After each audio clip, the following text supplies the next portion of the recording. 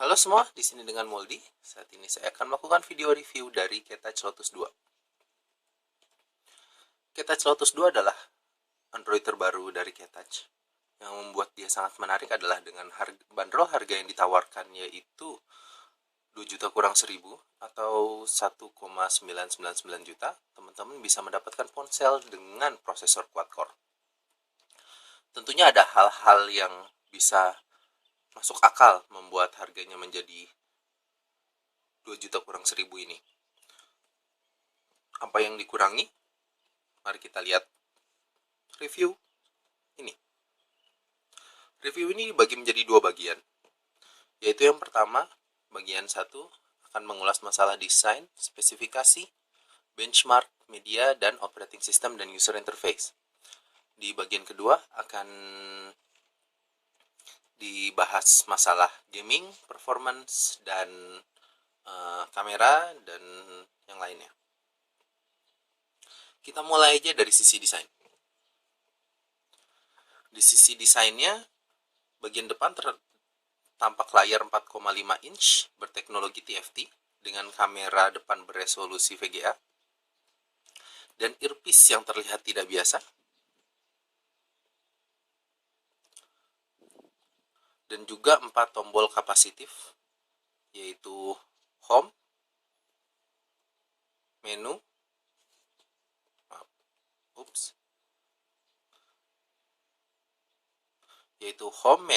back, dan search.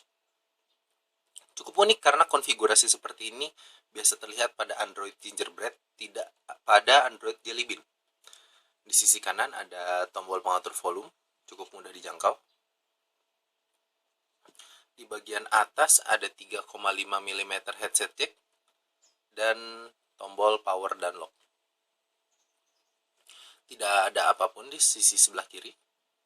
Dan di bagian bawah terdapat micro USB port untuk charging dan data transfer, dan juga mikrofon.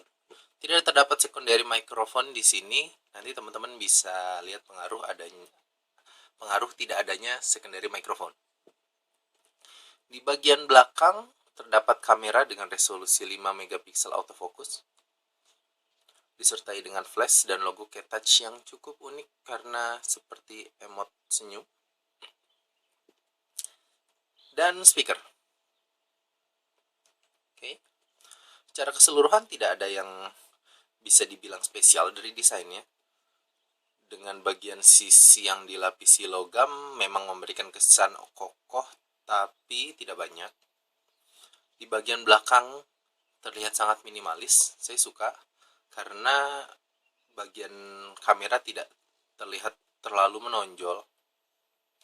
Keluhan utama saya adalah bagian belakangnya yang glossy ini, karena tidak memberikan nilai plus apapun menurut saya. Kesan yang ditampakkan justru terlihat kotor karena menempel begitu banyak sidik jari dan tidak memberikan grip tambahan.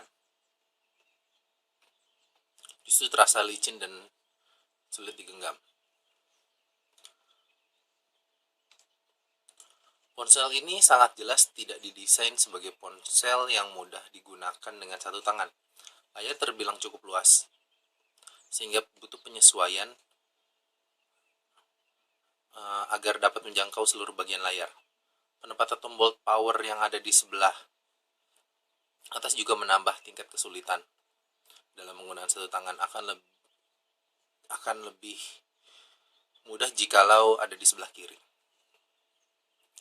Dan tidak lupa bagian belakang yang glossy juga menambah tingkat kesulitan dengan kelicinannya. Untuk penggunaan satu tangan sangat tidak direkomendasikan. Tapi overall build quality terasa cukup baik menurut saya karena ponsel ini didesain sebagaimana mestinya.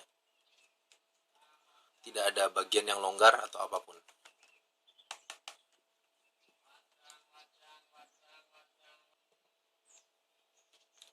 Kemudian untuk spesifikasi.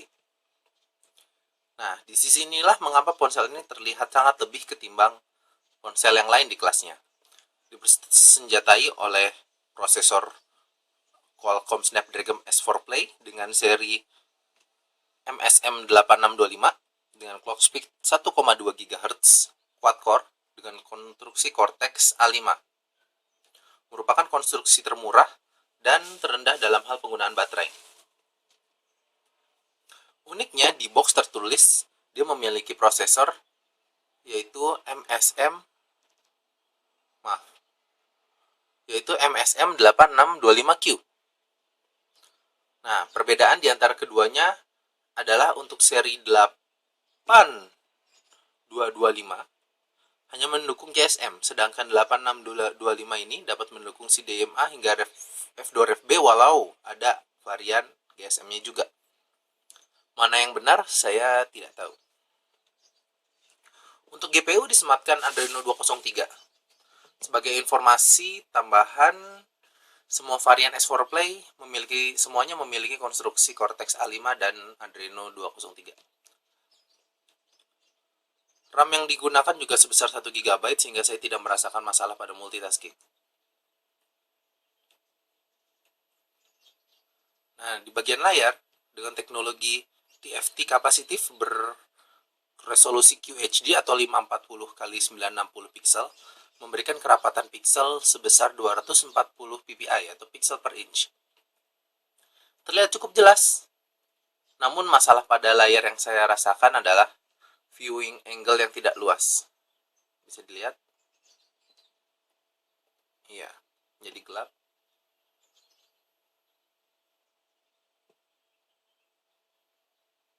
Hilang. Ya. Ini merupakan konsekuensi dari penggunaan layar TFT. Dan layar ini mensupport sentuhan hingga 5 jari. 5 jari saja. Coba 6. Nggak bisa. Oke, memori internal yang diberikan Ketouch Lotus 2 ini terasa cukup luas dengan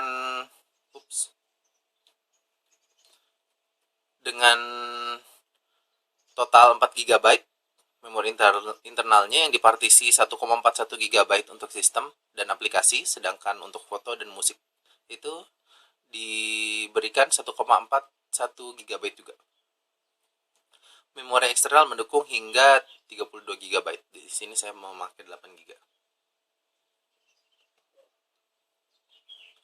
Oke, di sisi baterai,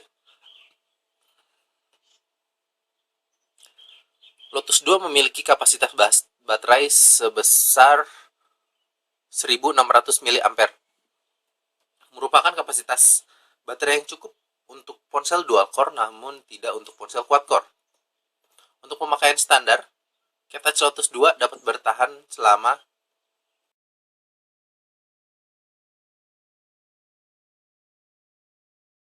untuk bermain game tanpa jeda bisa selama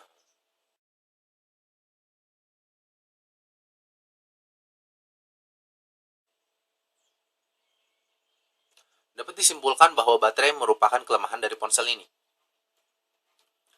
Sensor yang terdapat pada Ketouch juga tidak terlalu banyak, hanya sensor-sensor krusial saja seperti ambient light sensor untuk auto brightness, accelerometer untuk mungkin ada game-game yang menggunakan accelerometer, dan proximity sensor. Ini merupakan sensor yang cukup penting karena untuk menelpon ketika kita mendekatkan kuping kita ke sini, dia layarnya otomatis mati. Tanpa magnetic sensor. Jadi teman-teman nggak bisa menggunakan ponsel ini sebagai kompas. Kita lihat dulu.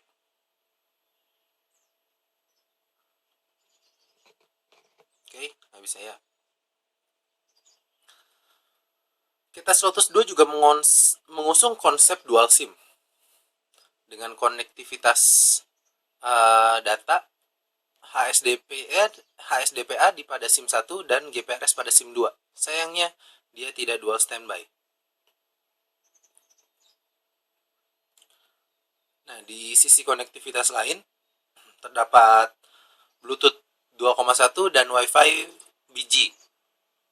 Entah dimaksudkan untuk menghemat baterai, Wi-Fi akan otomatis mati ketika ponsel dalam keadaan terkunci. Jadi buat teman-teman para e-readers yang tidak ingin menggunakan paket data dan bergantung pada WiFi. Untuk WhatsApp, email, dan yang lainnya, dia akan otomatis tidak update ketika ponsel dimatikan. Namun kalau misalnya ketika sedang mendownload sesuatu, kita download dari Google Play Store dan sudah memilih satu aplikasi, kemudian dimatikan, download akan tetap berjalan. Oke. Kemudian hasil benchmark. Hasil benchmarknya bisa dikatakan luar biasa mengingat bandrol harga yang ditawarkan. Berikut hasil benchmarknya.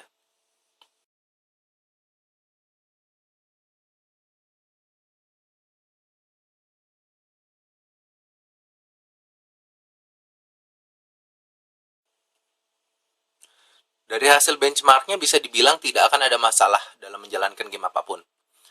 Tapi apakah memang tidak ada masalah? Performa gaming akan diulas pada part 2.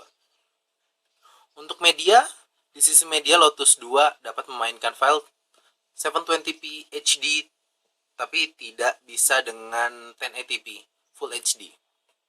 Di sisi audio, Catach Lotus 2 memiliki volume yang terbilang cukup, tidak terlalu besar atau tidak terlalu kecil. Saya mohon maaf saya tidak bisa mengulas bagian media karena pengalaman dari smartphone Android Max U, saya memiliki masalah pada masalah copyright. Oke, kita lanjut. Untuk operating sistemnya, Lotus 2 ini memiliki operating system Android Jelly Bean 4.1.2 4.1.1.2, bukan Jelly Bean yang terbaru seperti 4.2.2. Walaupun begitu, bisa dibilang cukup karena kita dapat segala kebaikan Jelly Bean 4.1.2 ini seperti Project Butter, Google Now, Google Voice Search, dan lain-lain. Untuk nge-launch Google Now ini juga agak cukup berbeda.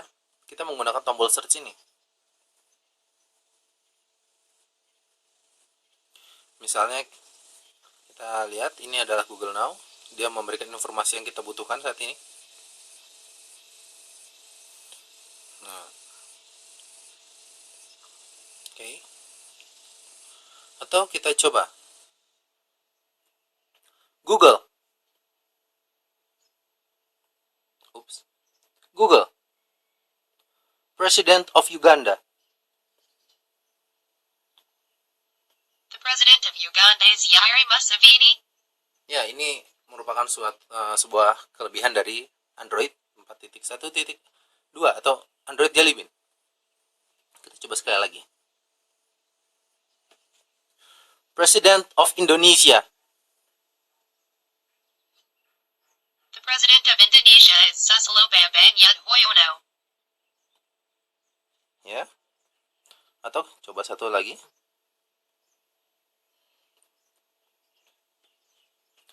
Google Stock. Google Stock.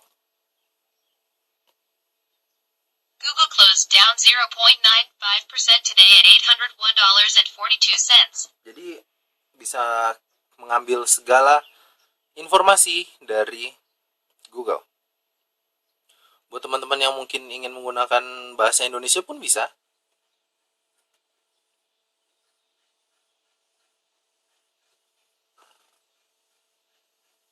Misalnya Wiranto.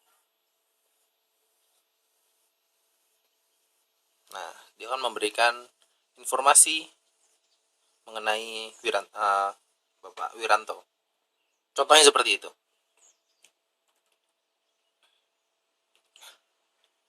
Oke, uniknya Lotus 2 belum mendukung fitur Face Unlock yang seharusnya sudah ada pada Android Ice Cream Sandwich. Nah, tidak ada Face Unlock. Namun hal ini dapat diperbaiki dengan mengupdate firmware yang diberikan Catach. Tutorial nanti ada di deskripsi. tinggal klik linknya aja. Saya hanya menjelaskan apa yang bisa teman-teman dapat out of the box. Di sisi user interface-nya ada beberapa hal yang dimodifikasi Touch, yaitu icon-icon ini lebih berwarna. Sisanya bisa dibilang hampir sama dengan stok Jelly Bean. Nah, di sisi dual interface-nya,